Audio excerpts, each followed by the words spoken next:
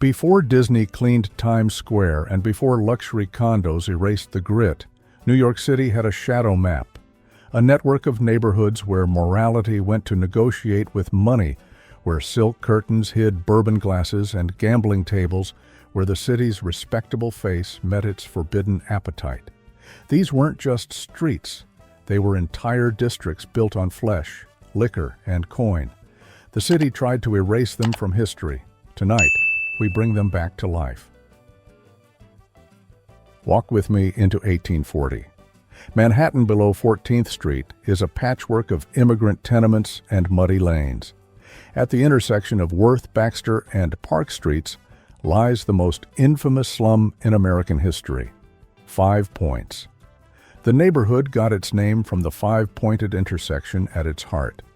But locals knew it as something else, a place where Irish immigrants, fresh off the boat, mixed with freed Black Americans, Chinese sailors, and Italian workers, where poverty crushed dignity and survival required creativity. The dance halls came first. 3-story wooden structures with sawdust floors and whiskey that could strip paint. Women in threadbare dresses spun under oil lamps while pickpockets worked the crowd. Upstairs, the rooms were small. The transactions were quick. The police rarely interfered because the police were customers. By 1850, 5 Points had become a laboratory of urban vice. The old brewery, a converted factory building, housed over 1,000 residents in conditions that shocked even hardened reporters. Inside its rotting walls, brothels operated alongside legitimate families. Children played in hallways where men negotiated prices with women who had names like Gallus Mag and Hellcat Maggie. The neighborhood taught New York an important lesson. Vice doesn't need wealth to thrive. It just needs desperation and density. Now shift north, shift up in class. The year is 1876, and between 23rd Street and 42nd Street, from 5th Avenue to 7th, a new kind of district is blooming, the Tenderloin. Police Captain Alexander Williams coined the name. When transferred to the 29th Precinct, he allegedly said he'd been living on chuck steak, but now he'd be eating tenderloin. Translation? The bribes in this district were rich enough to upgrade his lifestyle. The Tenderloin wasn't 5 Points. This was where vice wore perfume and spoke French. Brownstones on 28th Street housed parlor houses where madams greeted clients in silk gowns. Crystal chandeliers hung in reception rooms. Musicians played piano in the background. The women had stage names and repertoires of conversation topics beyond their services. Establishments like the famous house at No. 7 West 24th Street charged fees that working men couldn't dream of affording.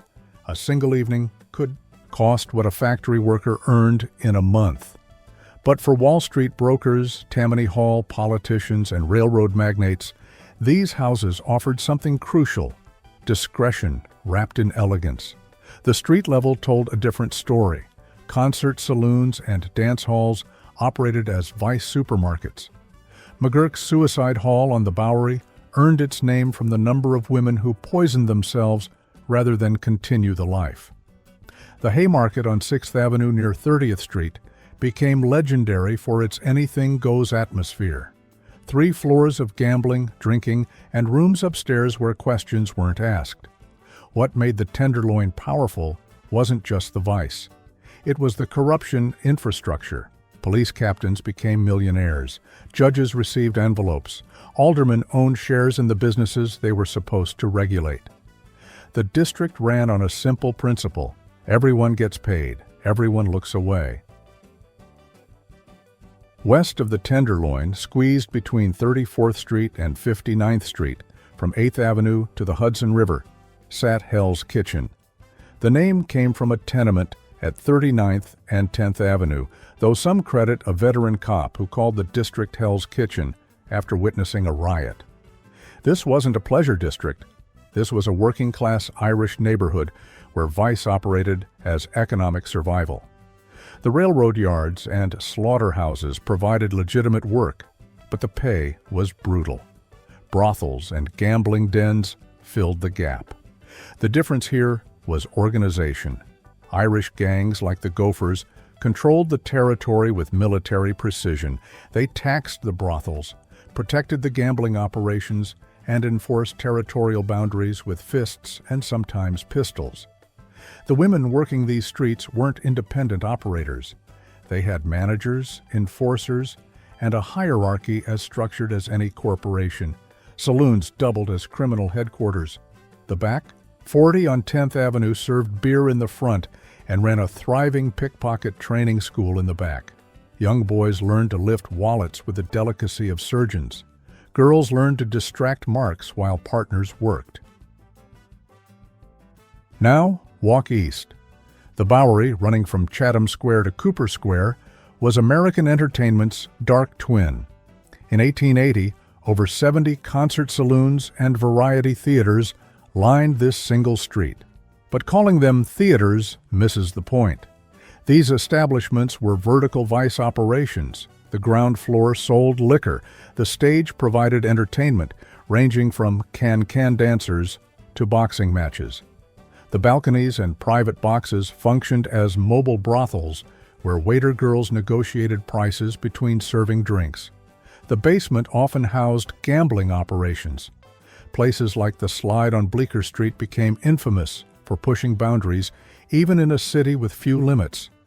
The Atlantic Garden on the Bowery could hold 1,200 patrons and employed 100 waiter girls who earned more from upstairs transactions than serving beer.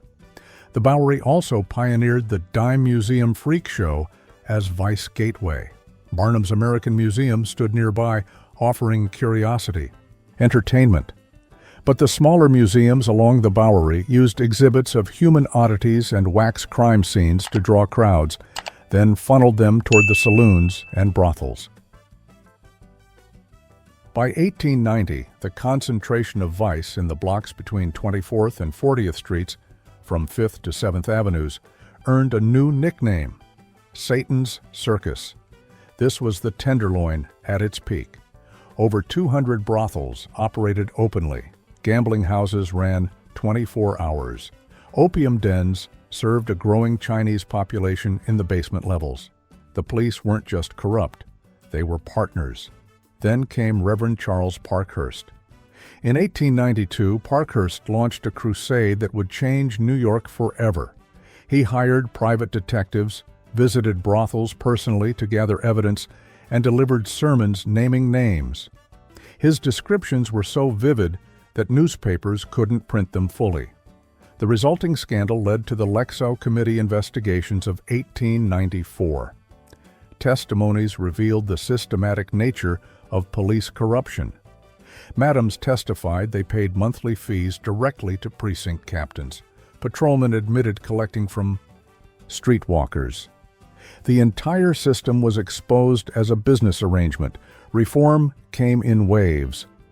Theodore Roosevelt served as police commissioner from 1895 to 1897 and attempted to clean house. But vice doesn't disappear, it relocates. While Manhattan's famous vice districts drew attention, smaller clusters operated in the shadows. Cherry Hill in the 4th Ward, near the waterfront, housed some of the most dangerous dive bars in the city. Sailor boarding houses that doubled as robbery operations, women who lured drunk seamen to back rooms where gangs stripped them of wages. The Gut, a stretch of the Lower East Side, developed its own ecosystem. Basement dance halls with 10-cent admission where Eastern European immigrants could drink schnapps and rent companionship by the hour. Minetta Lane in Greenwich Village became a black bohemian enclave where jazz mixed with prostitution and marijuana sales. The blocks were narrow. The buildings leaned together. Police rarely patrolled after dark. Water Street near the South Street Seaport catered to maritime traffic. Brothels advertised in sailors' languages. Crimps operated boarding houses where ship captains could find crew, legal or otherwise. Even Coney Island, seemingly dedicated to wholesome beach entertainment, developed a nighttime economy. After the families left, The beer gardens and dance pavilions transformed. The Bowery at Coney Island, a strip of saloons and gambling houses, operated with the same infrastructure as its Manhattan namesake. Mott Street in Chinatown housed opium dens in basement warrens. Tourists came for the exotic experience. Addicts came for the pipe. Police came for the monthly payment. After 1910, Times Square began its transformation from Longacre Square. Broadway theaters brought legitimate entertainment, but 42nd Street between 7th and 8th Avenues became something else entirely. By the 1920s, the block housed burlesque theaters, penny arcades, and flop houses. During Prohibition, speakeasies operated in basement levels. After repeal, the bars got louder and the offerings more explicit.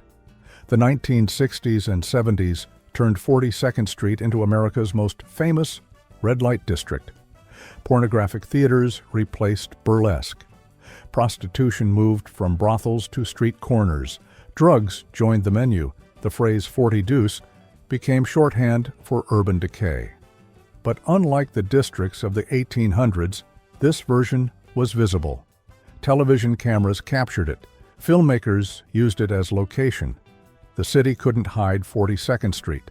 Instead, it became proof that New York needed saving.